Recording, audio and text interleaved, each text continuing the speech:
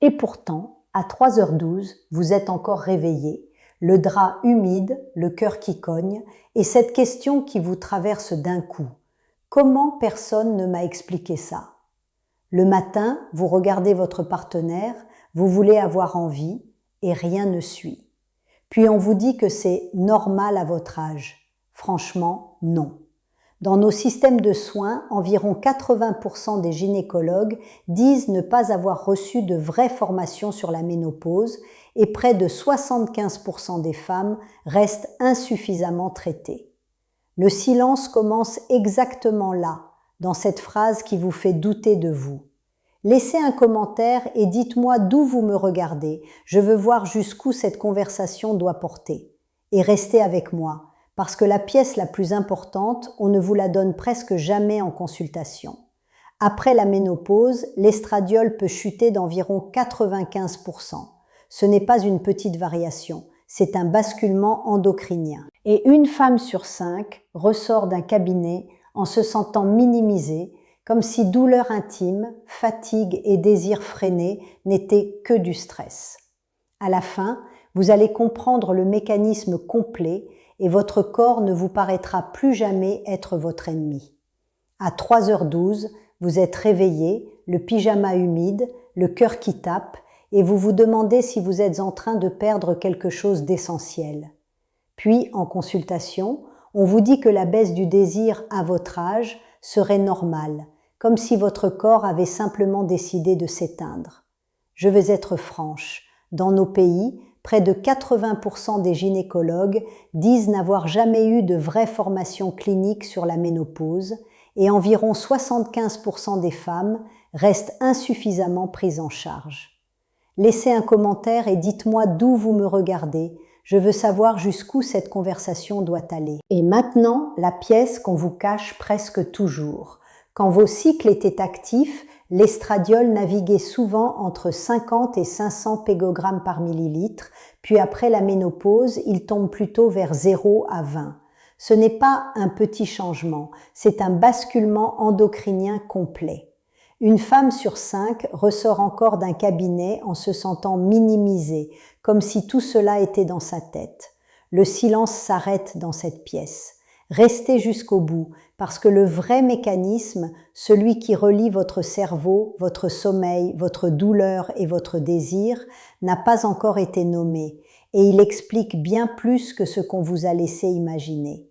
Je vais vous dire où la porte s'est refermée, doucement, presque sans bruit. Vos mères appelaient ça les nerfs, vos grands-mères le changement, et puis on passait à autre chose, parce qu'il n'y avait pas de mots, pas d'espace, pas de consultation qui écoute vraiment. Ensuite arrive 2002. L'étude WHI explose dans les médias et la peur devient plus forte que la nuance clinique. Le problème, c'est que le message retenu a été appliqué à tout le monde, alors que beaucoup de données concernaient surtout des femmes qui commençaient après 60 ans. Et ce glissement-là, on en paie encore le prix aujourd'hui. Pendant que ce récit s'installait, la formation médicale, elle, n'a pas suivi le corps réel des femmes. Dans beaucoup de cursus, la ménopause tient en moins d'une heure, parfois dispersée, parfois presque invisible.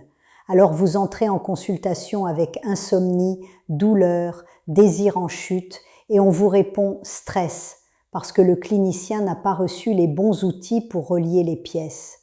Puis vous recommencez ailleurs, souvent jusqu'au 3e médecin, pendant que l'assurance refuse certains actes ou retarde les prises en charge. Et vous commencez à douter de vous, alors que le défaut est dans le système. Et autour de vous, le décor renforce le silence. Des amis qui sourient et se taisent, des médias qui effacent les femmes après 50 ans, des couples qui n'ont jamais appris ce vocabulaire-là. La périménopause peut durer de 1 à 10 ans, donc ce brouillage peut s'installer longtemps avant que quelqu'un mette enfin un nom clair dessus. Sans explication, les symptômes se superposent et l'ancienne stratégie « je serre les dents » cesse de fonctionner. Le moment clé, c'est quand vous vous dites « je ne me reconnais plus » et qu'on vous renvoie « c'est dans votre tête ». Dans un instant, je vais vous montrer exactement pourquoi cette phrase est cliniquement fausse. Regardez bien qui tient les leviers et vous allez cesser de vous accuser. Ce ne sont pas des individus mauvais, c'est une architecture, une formation pensée pour la fertilité, la contraception, l'obstétrique, puis presque vide quand vous arrivez après la cinquantaine avec insomnie, douleur intime et désir freiné. Après la grande alerte hormonale médiatisée, la peur a pris plus de place que la nuance clinique. Pendant ce temps, aux États-Unis, environ 1,3 million de femmes entrent chaque année en ménopause et près de 85% rapportent des symptômes. Celles qui paient le prix, ce sont les femmes en périménopause et post-ménopause, laissées sans lecture cohérente. Le vide clinique, lui, a été rempli par autre chose. Promesses bien-être, abonnement, routine vendue comme solution alors que la physiologie reste intacte. Pour le système, le statu quo est confortable. Consultation rapide, plainte recodée en stress, retour à la conformité. Pour vous, c'est l'inverse. Conditions chroniques non traitées, couple fragilisé, confiance corporelle fissurée. Et voici un marqueur concret qu'on explique trop peu. Dans le syndrome génito-urinaire de la ménopause, le pH vaginal est souvent au-dessus de 5,0 et l'index de maturation montre moins de 5% de cellules superficielles. Quand vous comprenez ce signal tissulaire, vous commencez à voir ce qu'on ne vous a jamais relié. Le premier étage, c'est hormonal, mais pas au sens simpliste. Les récepteurs aux œstrogènes ne sont pas confinés à un organe. On en retrouve dans plus de 400 tissus, du cerveau à la vessie, en passant par la muqueuse vaginale. Donc quand le signal baisse, ce n'est pas dans votre tête, c'est votre biologie de tous les jours qui se dérègle.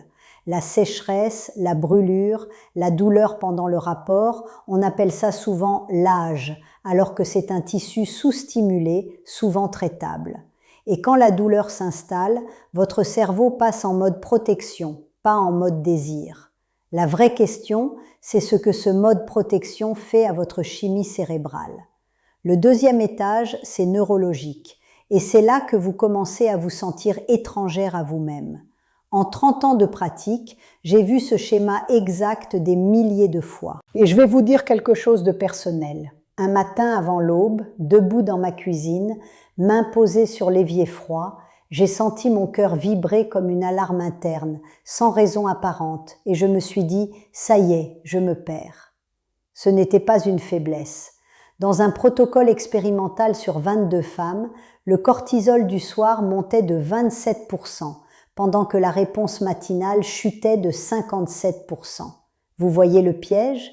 Ça ressemble à un trouble psychiatrique, mais la source est endocrine et neurobiologique.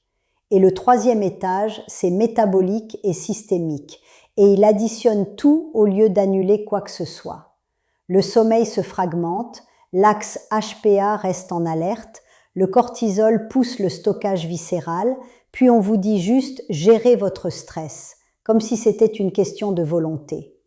En parallèle, la testostérone féminine, qui soutient l'élan, la motivation, la réponse au plaisir, est presque jamais dosée au premier bilan. Résultat, des symptômes biologiques sont moralement interprétés. Jusqu'à 56% des femmes rapportent des nuits cassées autour de cette transition, et presque personne ne leur relie les pièces. Dans l'étape suivante, je vais vous montrer comment ces pièces deviennent un tableau clinique impossible à nier. Laissez-moi vous expliquer ce qui se passe réellement dans votre corps. Au début, ce n'est pas la féminité qui disparaît, c'est le signal hormonal qui devient irrégulier puis faible. La progestérone, qui montait en phase lutéale vers des valeurs autour de 5 à 20 nanogrammes par millilitre, finit souvent sous 1 nanogramme par millilitre après la ménopause. En parallèle, les préandrogènes baissent avec l'âge et la DHEA peut reculer d'environ 33% entre la quarantaine et la fin de la soixantaine. Vous ressentez quoi alors? Une fatigue de fond, un désir qui ne s'allume plus spontanément. Et la question devient Que fait votre cerveau avec ce nouveau terrain hormonal? Je vais être très concrète. Dans un protocole NIH, des femmes sont passées d'environ 7,5 heures de sommeil à 6,2 pendant 6 semaines, juste 1,3 heures de moins par nuit. Résultat, la résistance à l'insuline a augmenté de 14,8% et l'effet monté jusqu'à 20,1% chez les femmes ménopausées. Donc quand on vous dit « mangez moins, bougez plus », alors que vos nuits sont fracturées, votre métabolisme ne répond plus comme avant. Ce n'est pas un manque de discipline, c'est une biologie en mode survie. Et si votre insuline grimpe, où va l'énergie que vous ne brûlez plus? Le mois dernier, j'ai vu une patiente, je vais l'appeler Claire. Elle s'est assise là, juste en face de moi, et elle m'a dit « J'ai l'impression de disparaître dans mon propre couple ». Elle avait mal, elle dormait mal, elle culpabilisait. Je lui ai expliqué le mécanisme. Hypoestrogénie tissulaire au niveau génito-urinaire, douleur d'anticipation, puis frein neurologique du désir. Dans certaines cohortes récentes, le syndrome génito-urinaire touche 52,3% des femmes après ménopause et la dyspareunie autour de 20,66%. Je me souviens de son visage quand elle a soufflé, donc je ne suis pas cassée, et là, une autre pièce s'ouvre, le ventre. Autour de la dernière menstruation, la graisse viscérale n'augmente pas doucement, elle accélère. Dans Swan Heart, on observe une hausse d'environ 8,2% par an juste avant la bascule, puis encore 5,8% par an après. Et ce n'est pas esthétique. Cette progression s'associe à des marqueurs vasculaires avec une augmentation d'environ 2,0% de l'épaisseur carotidienne interne pour une hausse relative de graisse viscérale. Voilà pourquoi votre jean serre alors que vos habitudes n'ont pas tant bougé. Le corps redirige ses priorités sous stress endocrinien. Et pendant que vous luttez contre la balance, qu'est-ce qui se passe en silence dans l'os ? C'est là que le discours « c'est l'âge » s'effondre vraiment. Les études longitudinales montrent une perte osseuse qui peut atteindre 2,4% par an dans les premières années post-ménopause, puis ralentir ensuite autour de 0,4% par an, mais le capital déjà perdu ne se négocie pas facilement. Et pendant ce temps, les symptômes vasomoteurs peuvent durer en médiane 7,4 ans, ce qui entretient le cercle sommeil, cortisol, métabolisme. Vous commencez à voir le tableau complet. Douleur, fatigue, désir inhibé, os qui se fragilisent. Alors la vraie bascule maintenant, c'est celle-ci. À quel moment vous arrêtez de vous blâmer pour une physiologie qu'on ne vous a jamais expliquée? Regardez ce moment précis. Vous dormez mal, vous forcez sur le sport, vous mangez comme avant, vous faites tout bien et pourtant le désir se retire encore, la douleur reste, le ventre résiste, l'énergie s'effondre. Là, la physiologie devient impossible à nier. Quand l'estradiol et la progestérone chutent, les tissus intimes deviennent vulnérables, le cerveau anticipe la douleur, puis le stress hormonal maintient l'alerte au lieu de laisser place au plaisir. Vous n'êtes pas folle, vous n'êtes pas seule. Et je vous le dis clairement, ce n'est pas le vieillissement. C'est un basculement hormonal que personne ne vous a expliqué. Puis vient cette seconde, presque silencieuse, où vous comprenez que votre corps ne vous trahit pas, il a été ignoré. Honnêtement, c'est là que la colère calme arrive. Quelqu'un, quelque part, a décidé que cette conversation n'était pas prioritaire pour vous, et vous avez payé le prix en culpabilité. L'ancienne croyance tombe d'un bloc. C'est dans ma tête. Je dois juste faire plus d'efforts. C'est ma faute. Non. C'est un silence hérité, transmis entre générations, alors que votre souffrance avait une logique clinique depuis le début. Et maintenant, la vraie question devient urgente. Que se passe-t-il si rien ne change? Si vous continuez à accepter le silence, les premiers dégâts se jouent vite, sur 1 à 3 ans.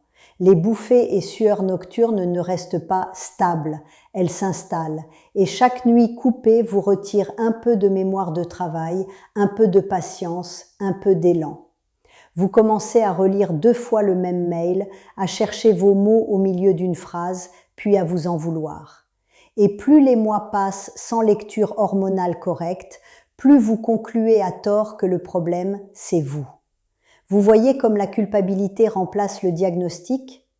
Dans cette même fenêtre, votre couple peut encaisser le choc en silence. Désir freiné, irritabilité, brouillard, évitement de l'intimité par anticipation de la douleur. Ce n'est pas un désamour, c'est un cerveau en mode alerte qui protège un corps épuisé. Les cohortes montrent que les symptômes vasomoteurs peuvent durer entre 7 et 14 ans sans prise en charge adaptée, donc non, ce n'est pas un petit épisode qui va passer tout seul au prochain printemps. Quand vous entendez « attendez encore », la vraie question est simple. Combien d'années de vie relationnelle êtes-vous prête à laisser filer? Ensuite, sur 3 à 10 ans, la physiologie devient plus coûteuse. La fenêtre post-ménopause est critique pour l'os, avec des pertes qui peuvent approcher 20% sur environ 5 à 7 ans chez certaines femmes, surtout si personne ne surveille tôt. En parallèle, la protection vasculaire liée aux œstrogènes s'efface discrètement et le risque cardio-métabolique monte sans bruit. Le syndrome génito-urinaire, lui, est chronique et progressif. Il ne se corrige pas spontanément. Et les troubles cognitifs, au début petits, finissent par inquiéter vos proches. Vous sentez le glissement. Ce qui était gênant devient structurant. À long terme, sur 10 à 30 ans, on n'est plus dans l'inconfort, on est dans la trajectoire de santé. Après 50 ans, le risque de fracture ostéoporotique au cours de la vie concerne 1 femme sur 2. Du côté cérébral, quand un signal neuroprotecteur baisse durablement, le terrain de vulnérabilité cognitive peut s'élargir, surtout si le sommeil et le stress restent déréglés. Et après 60 ans, la maladie cardiovasculaire devient la première cause de mortalité féminine dans beaucoup de pays occidentaux. Le plus dur, c'est ce constat tardif. Vous n'aviez pas un corps défaillant, vous aviez un langage clinique qu'on ne vous avait pas donné. Et tout ça a déjà un prix psychique aujourd'hui, pas un jour. Environ 70% des femmes rapportent anxiété, irritabilité ou brouillard dans cette transition et le risque de symptômes dépressifs peut pratiquement doubler en périménopause. Alors vous vous isolez, vous souriez en public, vous rentrez chez vous avec cette honte sourde pendant que tout le monde fait semblant que ça va.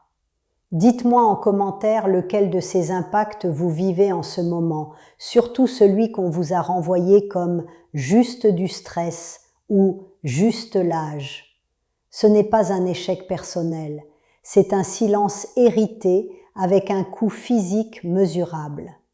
Ce que je veux que vous voyez là, maintenant, c'est le coût quotidien, pas théorique.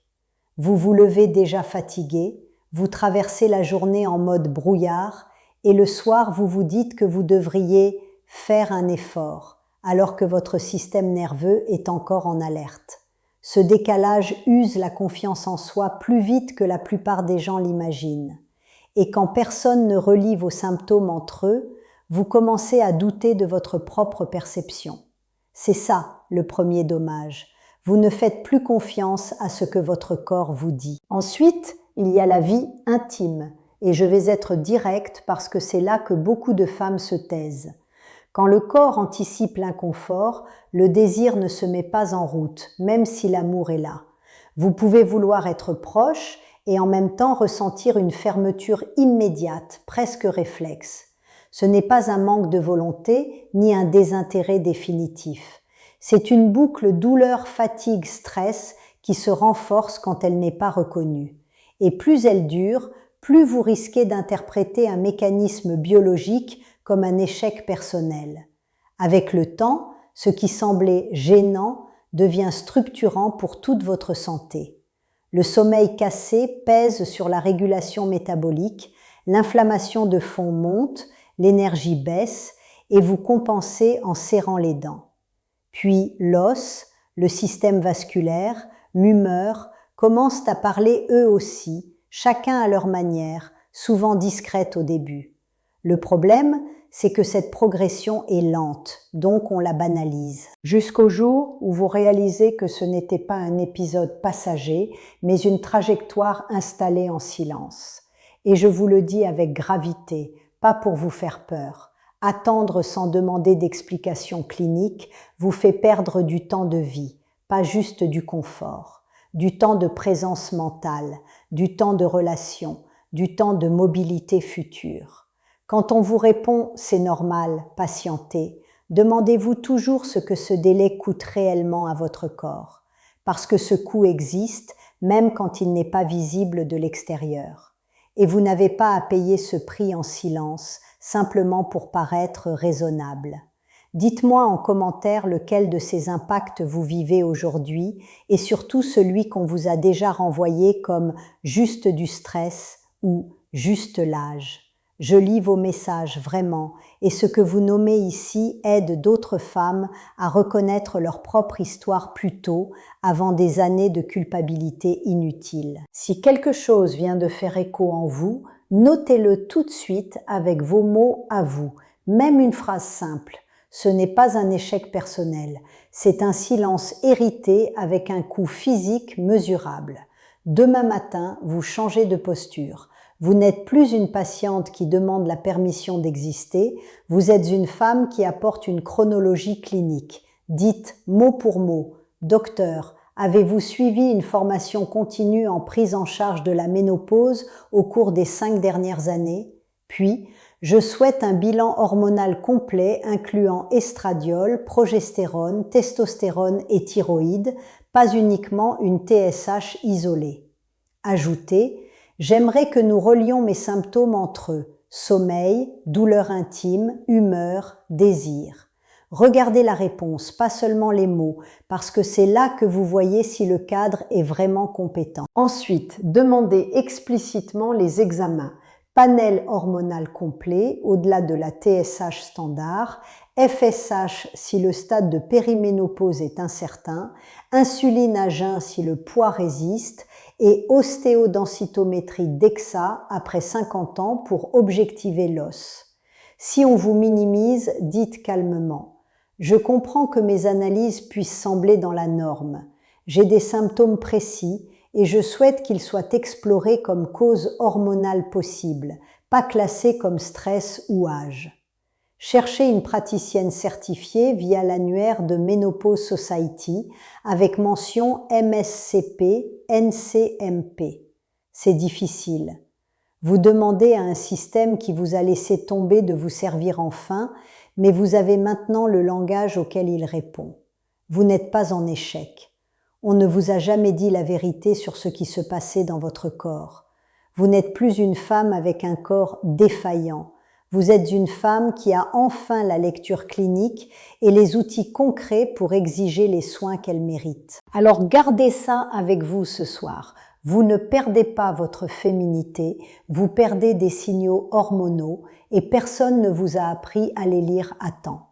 Le silence s'arrête dans cette pièce. Et maintenant, la question qui reste, la vraie, celle qui dérange, combien d'années de votre vie intime avez-vous passé à vous accuser alors que le trio douleur, sommeil, stress hormonal n'avait même pas été évalué correctement? Regardez bien ce que cette question remue en vous, parce que c'est souvent là que commence enfin une prise en charge juste. Racontez votre histoire en commentaire ou dites-moi simplement ce que vous aviez besoin d'entendre aujourd'hui et qu'on ne vous avait jamais dit clairement. Je lis tout. Et dans la prochaine vidéo, je vous montre la couche suivante. Comment repérer un médecin vraiment formé à la ménopause et les 7 questions précises à poser pour ne plus être minimisé en consultation. Prenez soin de vous. Je vous retrouverai dans la prochaine. Racontez-moi votre histoire en commentaire, avec vos mots à vous, même si c'est brut, même si c'est juste 3 lignes écrites tard ce soir. Dites-moi ce que vous aviez besoin d'entendre aujourd'hui, ce qu'aucun cabinet ne vous a dit clairement, ou le moment précis où vous avez commencé à croire que tout était dans votre tête. Je lis chaque message. Et si quelque chose vient de faire déclic en vous, écrivez-le maintenant, pendant que c'est encore vivant, parce que ce point de bascule-là peut vous rendre des années de lucidité. Gardez ceci comme une ligne nette. Ce que vous ressentez a une logique clinique et vous avez le droit d'exiger qu'on la traite comme telle. La suite, ce sera comment reconnaître rapidement un professionnel réellement formé sans vous perdre dans le bruit. Jusque-là, restez ancré dans ce que votre corps vous dit, pas dans ce qu'on a minimisé trop longtemps. Prenez soin de vous. Je vous verrai dans la prochaine.